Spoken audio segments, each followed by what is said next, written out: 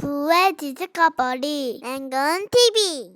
안녕하세요. 진정한 부를 추구하는 구독자 여러분 반갑습니다. 저는 랭군입니다. 오늘은 택지에 대한 이야기 한 가지 더 해드릴게요. 택지라고 하면 많은 사람들이 뭐 토지는 나랑 거리가 멀어라고 하실 텐데 제가 어려운 이야기 할 게 아니니까 한번 들어봐 주세요. 자, 택지 중에서 일반적인 대지하고 차이점은 택지는 대부분 다 공공기관에서 만드는 경우가 많아요. 그래서 대표적인 LH에서 신도시나 택지개발지구 진행을 할 때 보통 택지 공급을 하죠. 택지 공급을 할 때 어떤 택지가 있는지 기본적으로 4가지 종류의 택지가 있어요. 이 정도는 알고 있으면 좋겠죠. 그래서 첫 번째는 뭐냐면 공동주택을 지을 수 있는 택지가 있고요. 두 번째는 뭐가 있냐면 근린생활시설 할 수 있는 택지가 있고요. 또 한 가지는 업무지구 관련 택지가 있고 또 한 가지는 단독주택, 상가주택. 좀 더 명확하게 얘기하면 점포경용주택 이렇게 4가지가 있어요. 4가지. 크게 어렵지 않죠. 신도시에 있는 땅덩어리를 크게 4가지로 구분하면 요 4개밖에 없다는 거예요. 자, 이렇게 하면 이제 뭐가 보이냐면 공동주택은 결국은 아파트가 들어와요. 아파트가. 그리고 근린생활시설은 뭐가 들어오죠? 대부분 상가 하나를 짓는 게 아니라 상가 여러 개가 들어올 수 있는 그 상가 건물을 짓는 거예요. 그리고 업무지구는 뭐가 들어와요? 보통 뭐 오피스텔이나 또는 뭐 사무실이나 이제 이런 친구들이 이제 지어지는 거죠. 그리고 단독주택이나 상가주택은 우리가 흔히 알고 있는 뭐 1층, 2층짜리 단독주택 또는 3, 4층짜리 상가주택 같은 것들이 지어지는 거예요. 자, 그러면 이 4가지가 있는데 지금 이 영상을 보고 있는 이제 구독자분들은 거의 대부분 큰 기업, 특히 뭐 디벨로퍼나 그런 분들이 아니라 다 대부분 개인 투자자잖아요. 그래서 여기서 이 1, 2, 3번은 보면 아파트를 지을 수 있는 땅을 어떻게 개인이 살 수 있겠어요? 금액대가 너무 비싸단 말이에요. 그리고 근린생활시설을 지을 수 있는 상가를 위한 이 토지도 사실 너무 커요. 그리고 업무지구에 들어간 오피스텔, 사무실 뭐 이런 것들 토지도 너무 크죠. 그러니까 이거는 개인이 할 수 없고 이거는 법인이나 정말 큰 업체가 진행을 해야 될 분야인 거예요. 그러니까 우리는 신경 쓸 필요가 없어요. 그럼 진짜 신경 써야 될 건 뭐냐면 4번이죠. 이 4번만이 개인이 뭐 투자든 아니면 실거주든 이렇게 접근해 볼 수 있다는 거죠. 그래서 이 녀석을 접근할 때 우리가 꼭 알아야 될 게 몇 가지가 있어요. 근데 이 몇 가지라는 것들도 정말 쉬워요. 우리 뭐 중학교 때 배웠던 무슨 방정식, 수학 방정식보다 훨씬 쉬워요. 다만 그냥 그것을 접해볼 기회가 전혀 없었던 것 뿐이거든요. 제가 조금만 설명해 드리면 일단 가장 기본적인 단어 몇 가지만 아시면 돼요. 몇 가지.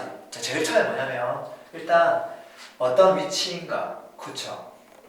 위치를 알아야 되겠죠. 그러면 어떻게 돼 있냐면 구역이 적혀 있어요. 그러니까 뭐 18-1번 그 구역 내에서도 뭐 3번째 있는 거야, 4번째 있는 거야. 위치 당연히 적혀 있겠죠. 공고문에 이미 적혀 있어요. 우리는 딱 위치라는 걸 알아야 되겠구나 알면 되고, 두 번째는 크기를 알아야 돼요. 정확하게 얘기하면 면적이죠. 면적을 알아야 되고요. 세 번째는 뭐 예를 들어서 지금 한 80평 정도 되는 땅을 이걸 뭐 분양할 수도 있고 입찰할 수도 있는데 이거 얼마에 지금 공고를 하는 걸까? 얼마에 분양을 하는 걸까? 최소 입찰 가격이 얼마 이상일까? 어쨌든 가격 정도로 알아야 돼. 가격을. 그래서 쉽게 정하면 가격인 거예요. 뭐 이렇게 어렵지 않죠. 어딘지 알고 땅 크기 알고 가격 알면 기본적으로 평당 얼마인지 평수로 나누면 되니까 평당 한 200만 원쯤 하네. 뭐 그렇게 이해가 되는 거죠. 그 다음 뭐가 필요하죠? 여기까지는 정말 기본 정보고요. 거고요. 여기서 조금만 몇 가지만 더 알아야 될 게 있어요. 그중 첫 번째는 뭐냐면 용적률이에요. 그리고 두 번째는 건폐율이에요.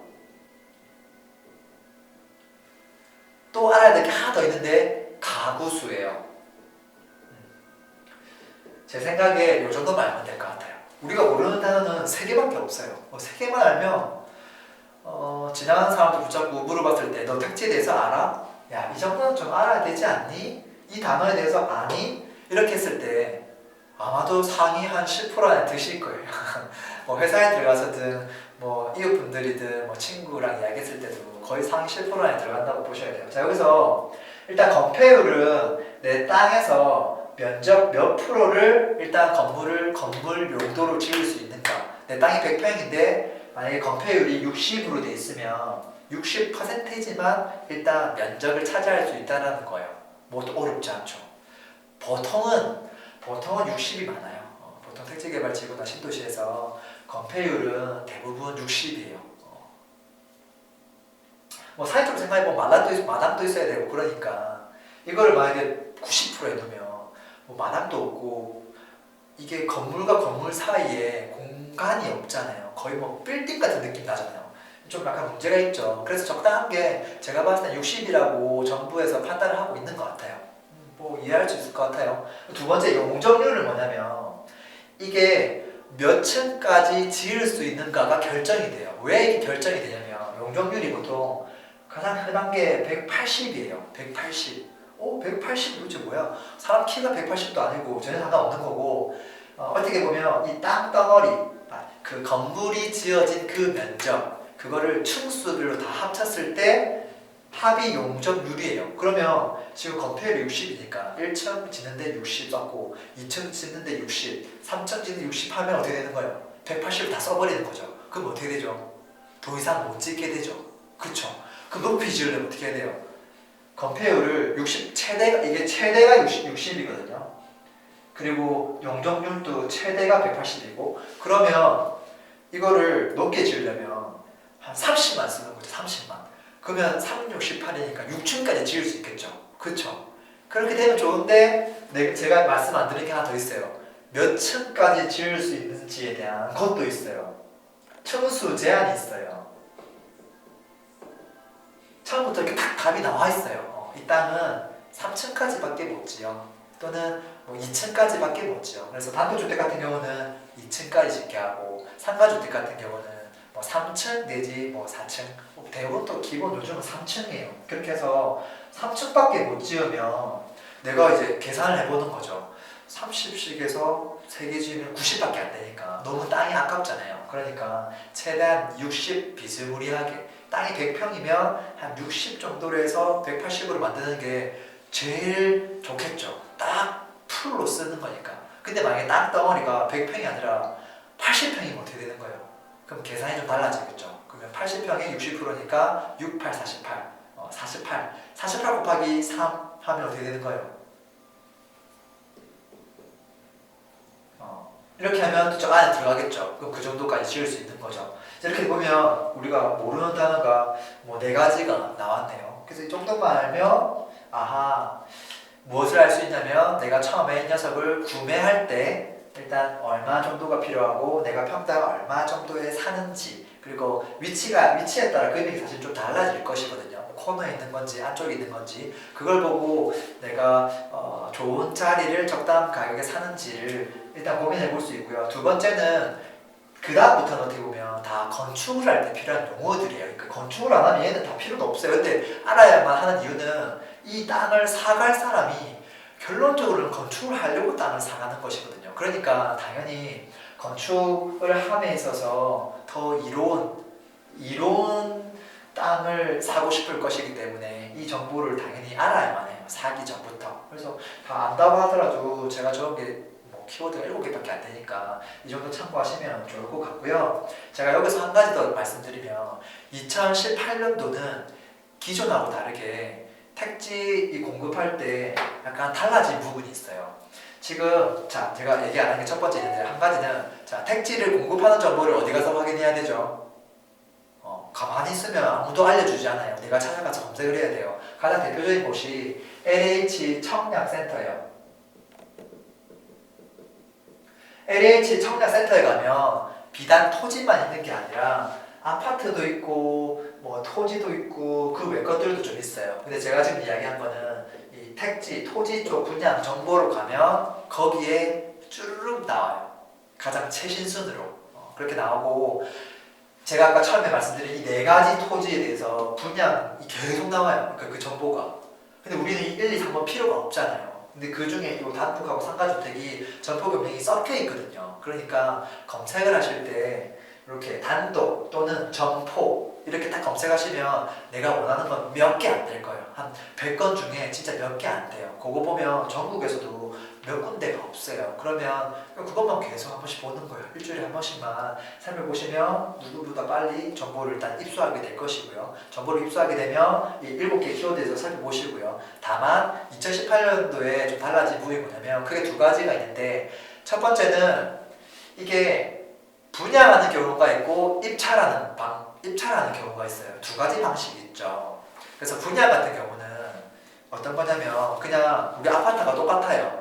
기본적으로 가격이 딱 있고요. 내가 딱 접수를 하면, 지원을 하면 그 중에서 이렇게 뺑뺑이 돌려가지고 탁 뽑는 거예요. 걸리면 너무 좋은 거죠. 걸리면 무조건 돈을 버는 거예요. 특히나 이제 상가 전포금융 같은 경우는 인기가 워낙 많기 때문에 뭐 당첨만 되면 거의 뭐 로또 수준으로 돈을 벌게 돼요. 근데 이제 그런 것들을 방지하기 위해서 2018년도는 웬만하면 분양을 안 해요. 분양을 안 하고 대부분 지금은 입찰을 뭐냐, 이런 거죠. 땅이 있는데 이게 1억 7천에 일단 최소 분양가예요. 그럼 이걸 내가 입찰을 해야 돼요. 그럼 1억 7천보다 더 많이 써내야 되는 거예요. 전국에 있는 모든 사람들이 이걸 보고 입찰을 한단 말이에요. 그러면 가장 높은 금액에 써낸 사람이 이 땅을 가져가는 거예요. 그래서 받는 건 쉬워요. 10억 쓰면 무조건 받아가실 거예요. 근데 그러면 완전 바보가 되는 거죠. 어떻게 해야 돼요? 얘를 도대체 얼마나 써야 될까?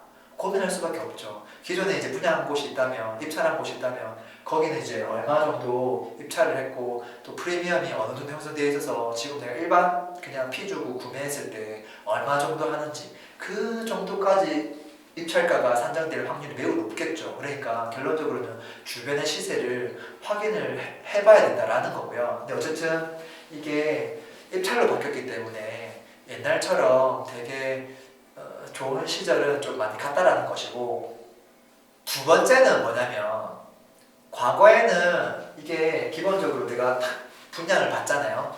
지금 입찰 받을 때도 마찬가지예요. 그러면 보통 10% 이렇게 계약금을 보통 내거든요. 그러면 보통 이게 한 2억이라고 보면 한 2천만 원만 내면 일단 입찰 또는 분양할 수 있는 거예요. 분양을 받을 수 있는데 낙찰이 탁 당첨이 되고 나면 그때부터는 중도금 쪽으로 뭐 10% 내지 20%를 여러 번 걸쳐서 내게끔 되어 있어요. 2년 동안. 그리고 2년째 되면 그때 잔금을 치는 거거든요. 그럼 그 기간 동안 이게 낙찰되고, 내가 당첨이 되고 그때 계약금을 이제 며칠 내로 납부를 하고, 그래봐야 10% 정도밖에 안 되니까 그 이후로 한 6개월 정도의 텀이 있어요. 보통 6개월 정도가 되면 그때 이제 중도금 대출이 이제 발생하는 거거든요. 그러니까 아파트랑 거의 비슷한데 그 기간 동안 뭐 그냥 팔 수도 있고요. 또는 뭐 그 다음 기간 또 넘어가서 팔 수도 있어요. 다만 원래 분양가 이하로만 팔 수 있는 경우가 이제 대부분이었죠. 이제 그런 경우는 보통은 이제 뭐 불법이지만 많은 사람들이 다운계약서를 써서 팔곤 했어요. 근데 지금은 2018년도부터는 그것조차 안 되게 막아놨어요. 어떻게 막았냐면 전매 제한을 한 거예요. 요거는 잔금 칠 때까지, 소유권 이전할 때까지 다른 사람에게 소유권을 이전할 수 없다라고 그냥 명시해버렸어요. 그러다 보니까 어쩔 수 없이 얘를 2년 넘게 가져가야 되는 거예요. 그리고 잔금도 쳐야 되고, 물론 중도금 대출을 하고 나머지 것도 잔금 더 넣어서 잔금 치면 돼요. 그리고 이제 취득세도 다 내야 되고요.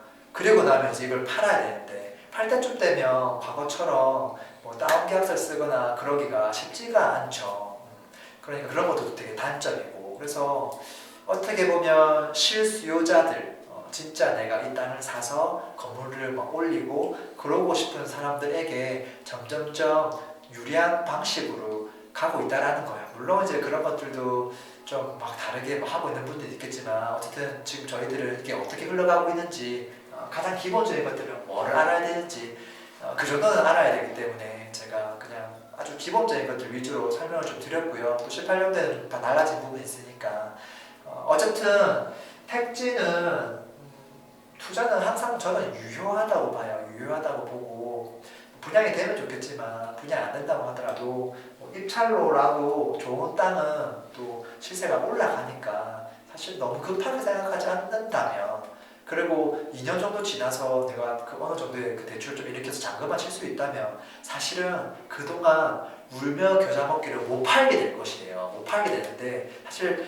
한 1년 지나서 팔고 났는데 더 올라가는 경우도 많거든요. 그러니까 차라리 잘 됐을 수도 있어요. 울며 겨자 먹기를 못 파니까. 그렇게 해서 2년 정도 지나면 확실히 시세가 좀 올라가 있을 것이고 물론 이제 이거에 대한 양도세를 줄이기 위해서 건축을 일부 해서 중간에 건축물로서 인정받으면서 파는 사람도 있을 거고 다양할 텐데요. 어쨌든 이 친구가 시세가 올라가는 것은 예전하고 다를 바가 없어요. 얘가 옛날에는 시세가 올라갔는데 지금 시세가 못 올라가고 그런 게 아니거든요. 특히나 이제 지금 최근 한 5년 동안 상가주택이 주목을 받은 이유는 당연히 금리가 많이 낮아졌기 때문이에요. 금리가 낮아져서 그냥 은행에 돈 넣는 것보다 이걸 가지고 있는 게 월세 수익이 훨씬 낮기 때문에 사람들이 많이 몰린 것이고 뭐 아직도 지금 금리가 좀 낮은 상태이기 때문에 저는 이 기조는 계속 갈 거라고 봐요. 최소한 이게 우리나라 뭐 적금 금리가 아무리 못해도 한 5%그 정도까지는 올라가야 인기가 조금 사그러들지 않을까 싶어요. 어쨌든 오늘 뭐 전반적으로 택지에 대한 이야기 좀 해드렸습니다. 고맙습니다. 부의 지식거버리 랭근 TV